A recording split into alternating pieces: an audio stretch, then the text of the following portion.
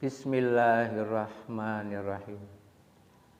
Assalamualaikum warahmatullahi wabarakatuh. Innal hamdalillah nahmaduhu wa nusolli ala rasulil karim.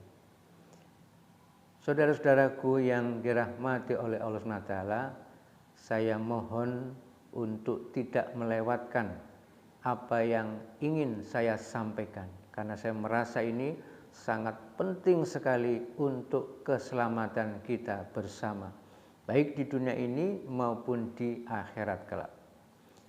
Allah Subhanahu wa Ta'ala telah berfirman di dalam kitab suci Al-Quran, surat An-Nisa ayat 59. Ya ayyuhalladzina amanu athi'ullah wa athi'ur rasul wa ulil amri minkum. Wahai orang-orang yang beriman, taatlah kepada Allah, taatlah kepada Rasulullah dan ulil amri di antara kamu. Ulama menjelaskan bahwa ayat ini menegaskan bahwa kita wajib taat kepada Allah Subhanahu wa Ta'ala dan Rasulullah Sallallahu Alaihi Wasallam, dan ketaatan itu sifatnya mutlak. Sedangkan ketaatan kita kepada selain Allah Subhanahu wa Ta'ala dan selain Rasulullah Sallallahu Alaihi Wasallam itu sifatnya relatif. Selama mereka mengajak untuk taat kepada Allah Subhanahu wa Ta'ala dan Rasulullah Sallallahu Alaihi Wasallam, ya kita ikuti. Tapi sebaliknya, jika mereka mengajak untuk tidak taat kepada Allah dan tidak taat kepada Rasulullah, tentunya tidak kita ikuti. Ketaatan kepada Allah Subhanahu wa Ta'ala, ketaatan kepada Rasulullah sallallahu alaihi wasallam ini sifatnya mutlak. Kalau kita tidak taat, maka kita melakukan suatu perbuatan dosa dan akan mendapatkan azab di neraka jahanam. Sedangkan yang lain, kalau kita tidak taat kepada yang lain, itu bukan satu perbuatan dosa dan tidak akan diazab di neraka jahanam, karena ketidaktaatan kita kepada selain Allah dan Rasulullah, karena sifatnya relatif. Nah, ini yang harus betul-betul kita pahami. Jangan pernah kita mendudukkan sama antara ketaatan kita kepada Allah, kepada Rasulullah sallallahu alaihi wasallam dengan ketaatan kita kepada selain itu. Jangan kita samakan, apalagi sampai kemudian melebihi ketaatan kita kepada Allah dan ketaatan kita kepada Rasulullah sallallahu alaihi wasallam. Ini sangat berbahaya sekali. Kita harus kedepankan urutannya, kan athi'ullah wa athi'ur rasul wa ulil amri minkum. Tidak disebutkan wa athi'ulil amri minkum, dan urutannya adalah Allah, Rasulullah, baru yang lain. Sehingga kita harus mendasari semua aktivitas kita, ibadah kita, mendasari dengan ketaatan kita kepada Allah dan kepada Rasulullah sallallahu alaihi wasallam. Sedangkan yang lain itu sifatnya hanya mengikut saja.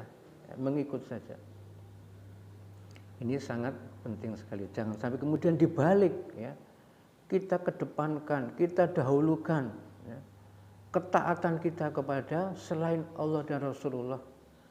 Kalau tidak sesuai dengan apa yang telah ditetapkan oleh selain itu, maka kemudian kita tidak melaksanakan perintah Allah SWT. Ini terbalik. Ini sangat berbahaya sekali. Allah Subhanahu wa Ta'ala maha mencintai kepada hamba-hambanya, namun Allah Subhanahu wa Ta'ala maha pencemburu.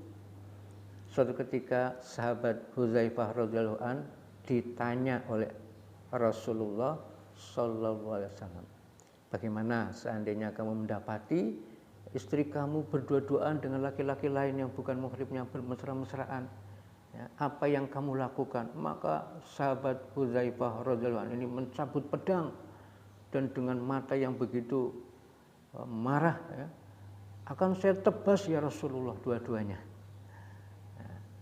Kemudian Rasulullah Sallallahu Alaihi Wasallam bersabda, Allah Subhanahu Wa Taala jauh lebih cemburu seandainya di dalam hati kita ada sesuatu yang lain selain Allah Subhanahu Wa Taala dan Rasulullah Sallallahu Alaihi Wasallam. Maka ini penting sekali. Ini saya mengingatkan kepada diri saya sendiri dan juga kepada saudaraku semuanya, karena kecintaan saya kepada saudaraku, karena kita ingin selamat di dunia dan akhirat. Jangan sampai kemudian tanpa sadar kita melaksanakan pekerjaan atau amalan-amalan agama ini terbalik, bukan dilandasi dengan ketaatan kita kepada Allah dan Rasulullah, tetapi malah yang dikedepankan adalah ketaatan kita kepada makhluk. Berarti selama ini apa yang kita kerjakan itu tidak dilandasi dengan ketaatan kita kepada Allah, bukan karena taat kepada Allah, bukan karena taat kepada Kanjeng Nabi, tapi karena taat kepada selain itu. Walaupun itu ulama, walaupun itu masyaikh, maaf saya tidak menyalahkan siapa-siapa, tapi menyalahkan pemahaman kita. Sehingga hendaknya apa yang kita kerjakan itu jangan dibalik. Kita mengerjakan perintah Allah SWT, taat kepada Allah, mengerjakan sunnah-sunnah Rasul SAW, dengan arahan dari para ulama. Jadi perintah Allah SWT itu harus kita dahulukan, kita kerjakan, jangan dibalik. Contoh yang saya alami sendiri. Jadi ketika itu ada satu tertib bahwa untuk melaksanakan taklim mahalah itu hendaknya dipenuhi dulu persyaratannya. 2 orang yang telah mengikuti kegiatan masturat, keluar masturat 10 hari, 2 orang. Dan 1 orang yang telah mengikuti 3 hari masturat. Kemudian mengerjakan taklim mahalah, boleh diadakan taklim mahalah. Nah, kemudian dipahami kalau belum memenuhi persyaratan itu, maka tidak boleh mengadakan taklim mahalah. Bahkan disampaikan dalam forum, dia duduk di atas kursi, menyampaikan bayan dan mengancam, nanti Allah murka. Nah ini bagaimana bisa Allah SWT murka kepada seorang hamba yang ingin menyampaikan ayat-ayat Allah SWT, firman-firman Allah SWT, hadis-hadis Rasulullah SAW, dari kitab Fadilah Amal yang begitu mulia sekali, dan pelaksanaannya juga sangat tertib sekali. Dimuzakarakan tentang 6 sifat sahabat, kemudian disampaikan tentang fadilah-fadilah amal, disampaikan tentang pentingnya iman dan amal, dan diajak untuk dakwah keluar di jalan Allah SWT. Tapi itu tidak boleh dikerjakan karena tertibnya adalah seperti ini. Sebetulnya bukan tertib itu, 2 orang masturat 10 hari, 1 orang masturat 3 hari, itu bukan tertib, itu bukan tertib, itu target.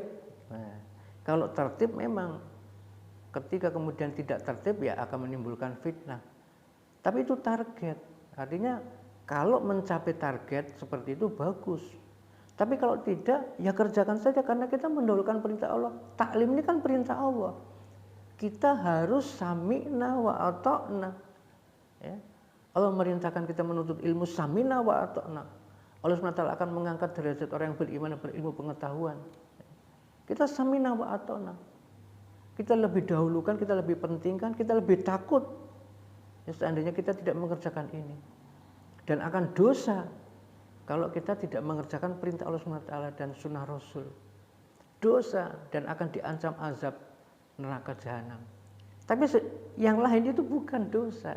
Kalau target ini tidak terpenuhi sudah. Memang kita berusaha untuk mencapai target. Tapi kita dahulukan perintah Allah SWT.